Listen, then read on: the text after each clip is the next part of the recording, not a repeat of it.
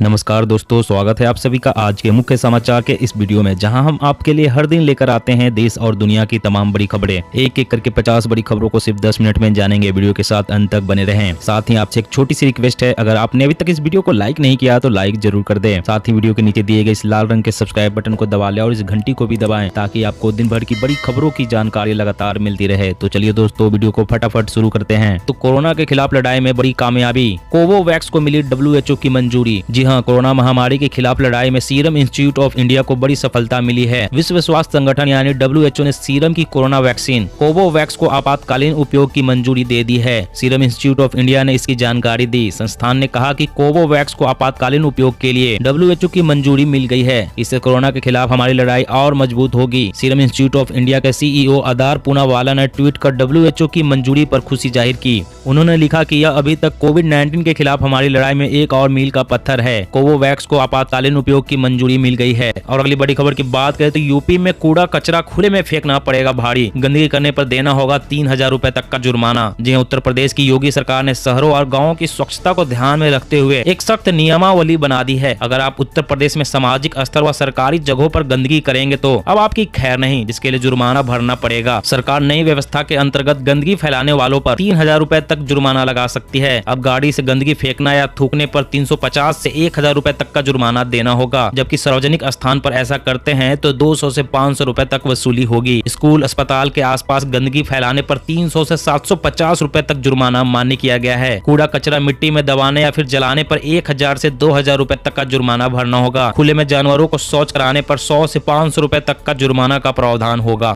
और अगली बड़ी खबर की बात करें तो सोशल मीडिया प्लेटफॉर्म पर कसेगा शिकंजा। संसदीय समिति ने की रेगुलेटरी अथॉरिटी बनाने की सिफारिश। जी हाँ, संसद की एक समिति ने प्रस्तावित व्यक्तिगत सूचना संरक्षण कानून के दायरे को बढ़ाते हुए इसमें व्यक्तिगत और गैर व्यक्तिगत जानकारी दोनों को शामिल करने की सिफारिश की है। इसके साथ ही सोशल मीडिया प्लेटफॉर्म्स यानी Facebook, Twitter, WhatsApp, Instagram, YouTube आदि की ज्यादा जवाबदेही पर भी जोर दिया गया है। समिति का कहना है कि सोशल मीडिया प्लेटफॉर्म पर पोस्ट होने वाले सभी कंटेंट पर कंपनियों की जवाबदेही तय होनी चाहिए। समिति ने कहा कि सोशल मीडिया प्लेटफॉर्म के साथ पब्लिशर्स की तरह बर्ताव करके उनकी जवाबदेही को बढ़ाना चाहिए। रिपोर्ट में सोशल मीडिया प्लेटफॉर्म्स के लिए एक सख्त विनियमन और एक वैधानिक मीडिया रेगुलेटरी अथॉरिटी की स्थापना के लिए मसौदा कानून के दायरे को बढ़ाने की सिफारिश की गई है। और अगली बड़ी खबर की बात करें तो मलेरिया रोगियों में मिली अलग किस्म की एंटीबॉडी, नया इलाज और टीका के विकास में मिलेगी मदद। जी हाँ, मलेरिया के बारे में अब तक यह कहा जाता है कि इसमें खून और लीवर संक्रमित होता है, लेकिन एक नए अध्ययन में मलेरिया रोगियों में मुख्य रूप से फेफड़े, आंतों के म्यूकस झिल्ली में संक्रमण के प्रतिकार में बनी एंटीबॉडी का पता चला है। यूनिवर्सिटी ऑफ मैरीलैंड के शोधकर्ताओं के मुताबिक इससे इस बात की जानकारी मिलेगी कि इंसानी शरीर मलेरिया संक्रमण के विरुद्ध किस प्रकार से प्रतिरोध करता है, जिससे इस बीमारी का नया इलाज या टीका विकसित करने में मदद मिल सकती है। दुनिया भर में हर साल 4 लाख से ज्यादा लोगों की मौत मलेरिया के कारण होती है। इसमें से 2/3 मौतें तो 5 साल से कम उम्र के बच्चों की होती है। और अगली बड़ी खबर की बात करें तो देश में 5G स्पेक्ट्रम की नीलामी में होगी देरी,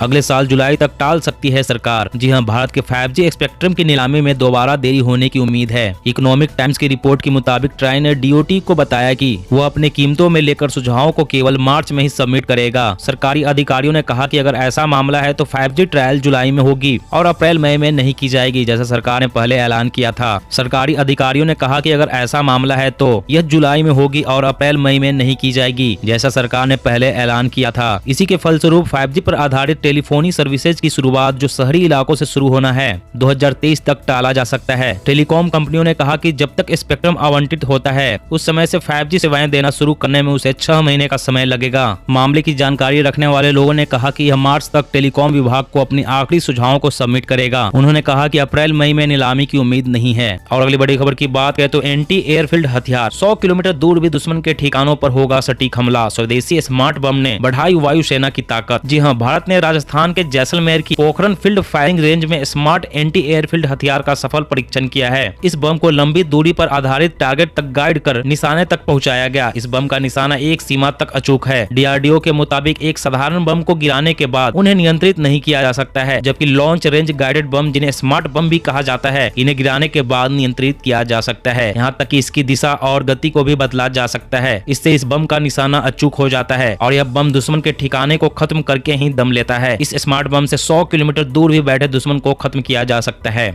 और अगली बड़ी खबर की बात करें तो उत्तराखंड के 63,000 छात्राओं को मुफ्त बस सेवा, छात्रा को भी किराए में मिलेगी छूट, मुख्य सचिव ने दिए निर्देश। जी हाँ, प्रदेश के महाविद्यालयों की 63,000 से अधिक छात्राओं को रोडवेज बसों में घर से महाविद्यालय तक आने जाने में मुफ्त सफर का तोहफा मिल सकता है। इसके अलावा छात्रों को भी बस किराए में कुछ छूट दिए जाने की तैयारी है। सचिवालय में उच्च शिक्षा विभाग की समीक्षा बैठक में मुख्य सचिव ने छात्र छात्राओं को बसों में छूट के संबंध में शीघ्र प्रस्ताव तैयार करने के निर्देश दिए हैं। कई स्थानों पर रोडवेज बसें नहीं है, ऐसे में छात्र छात्राओं को किराए में सब्सिडी दिए जाने पर भी विचार किया जा रहा है। और अगली बड़ी खबर की बात करें तो खाने के तेल की कीमतों में आ रही गिरावट, सरकार बोली 20 रुपए प्रति किलो तक दाम घटे। जी हाँ, खाद्य सचिव ने कहा कि देश भर के प्रमुख खुदरा बाजारों में खाद्य तेल की कीमतों में 5 से 20 रुपए प्रति किलोग्राम की गिरावट आई है। सरकार द्वारा आयात शुल्क में कटौती के साथ जो अन्य उपाय किए गए हैं उनसे खाद्य तेलों के दाम नीचे आ गए हैं। अधिकारी ने कहा कि ब्रांडेड तेल कंपनियों ने भी नए स्टॉक के लिए दरों में संशोधन किया है। घरेलू खाद्य तेल की कीमतें वैश्विक कीमतों के अनुरूप बढ़ी है। इंडोनेशिया, ब्राजील और अन्य देशों में जैव ईंधन के लिए खाद्य तेलों का उपयोग में लाने के बाद खाद्य तेलों की उपलब्धता कम हुई, जिससे कीमतों में बढ़ोतरी हुई है। सरकार के कदम से देश भर के प्रमुख खुदरा बाजारों में खाद्य तेल की कीमतों में 5 रुपए से लेकर 20 रुपए प्रति किलोग्राम तक के दायरे में पर्याप्त गिरावट आई है। जल्द सस्ता हो सकता है सोना खरीदना,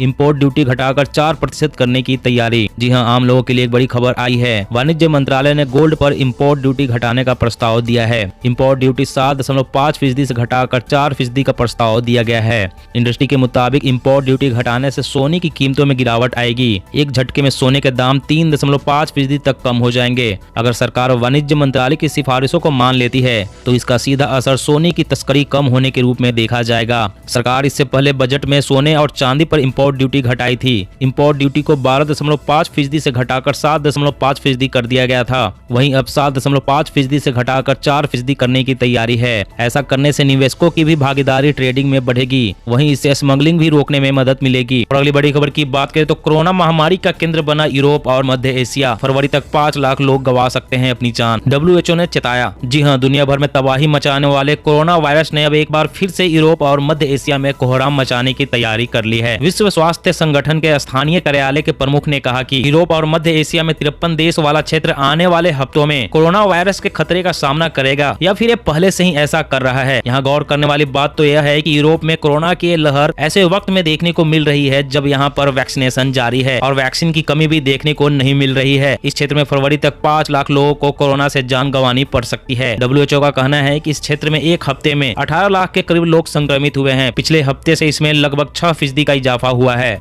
और अगली बड़ी खबर की बात करें तो गांव में रहने वाली महिलाओं के लिए हुआ बड़ा ऐलान। सरकार मुफ्त में देगी 5,000 रुपए का ओवरड्राफ्ट सुविधा। जी हां, केंद्र की नरेंद्र मोदी सरकार गांव में रहने वाली महिलाओं के लिए नई सेवाएं शुरू करने जा रही है। जी हां, ये है ओवरड्राफ्ट फैसिलिटी का। आपको बता दें कि यह एक तरह का लोन होता है। इसके चलते कस्टमर्स अपने बैंक अकाउंट से मौजूदा बैलेंस से ज्यादा पैसे विड्रॉ यानी निकाल सकते हैं। इसमें जितना अमाउंट निकालते हैं उसे एक निश्चित अवधि के अंदर चुकाना होता है। राष्ट्रीय ग्रामीण आजीविका मिशन के तहत सत्यापित महिला स्वयं सहायता समूह सदस्यों के लिए 5,000 रुपए की ओवरड्राफ्ट सुविधा को आरंभ करेंगे। देश के ग्रामीण इलाकों में महिला स्वयं सहायता समूहों की सदस्यों को ओवरड्राफ्ट सुविधा प्रदान करने की प्रक्रिया शुरू कर दी गई है ताकि वे अपनी आकस्मिक आपातकालीन जरूरतों को पूरा कर सके। और अगली बड़ी खबर की बात करें तो पहले बाढ़ और अब खाद की कमी ने किसानों की बढ़ाई टेंशन। बिहार में शुरू हुआ आंदोलन। जी हां, बिहार में DAP की कमी को लेकर पूरे प्रदेश में किसानों को परेशानी रही है। जगह जगह किसान घंटों लाइन में लगे रहते हैं, फिर भी खाद नहीं मिल पा रहा है। मंत्रालय सूत्रों के मुताबिक मांग से सिर्फ 20% ही खाद मिल पा रही है। नतीजा हर एक जिले में किसान और अधिकारी परेशान हैं। अभी हालात कब तक सामान्य होगा यह कहना मुश्किल है।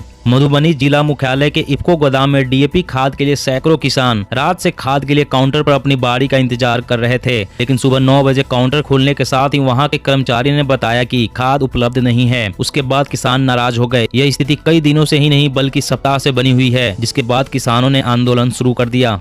और अगली बड़ी खबर की बात करें तो रूस की Sputnik V vaccine corona virus के ओमिक्रॉन वेरिएंट के खिलाफ कारगर। भारत में भी हो रहा इस्तेमाल। जी हां, ओमिक्रॉन के मामले दुनिया भर में लगातार बढ़ रहे हैं और अब 6 महाद्वीपों में संक्रमण के मामले सामने आए हैं। इस बीच रूस की स्पुतनिक वी ने कहा कि उसकी वैक्सीन नए म्यूटेशन के खिलाफ प्रभावी है। रूस के स्वास्थ्य मंत्रालय के गामा लेयर रिसर्च इंस्टीट्यूट की ओर से विकसित स्पुतनिक वी ने ओमिक्रॉन के खिलाफ मजबूत प्रतिरक्षा प्रदान करता है। सरकार की तरफ से जारी आंकड़ों के अनुसार वैक्सीन ने अन्य उम्मीदवारों की तुलना में 3 से 7 गुना बेहतर प्रदर्शन किया है, जिसमें mRNA तकनीक का उपयोग करके विकसित किए गए लोग भी शामिल है। इस बीच स्पुतनिक लाइट ने 80% की प्रभावकारिता दिखाई। बूस्टर के रूप में स्पुतनिक लाइट के साथ 100% व्यक्तियों ने ओमिक्रॉन के खिलाफ न्यूट्रलाइजिंग एंटीबॉडी विकसित की। दोस्तों आज की खबरों में बस इतना ही। इसी तरह हर रोज काम की खबरें जानने के लिए आप हमेशा हमारे साथ जुड़े रहें। हमारे साथ जुड़ने के लिए वीडियो के नीचे दिए गए इस लाल रंग के सब्सक्राइब बटन को दबा ले और साथ इस घंटी को भी दबाएं ताकि आपको हर खबर की सटीक जानकारी मिल सके। जय हिंद, जय भारत।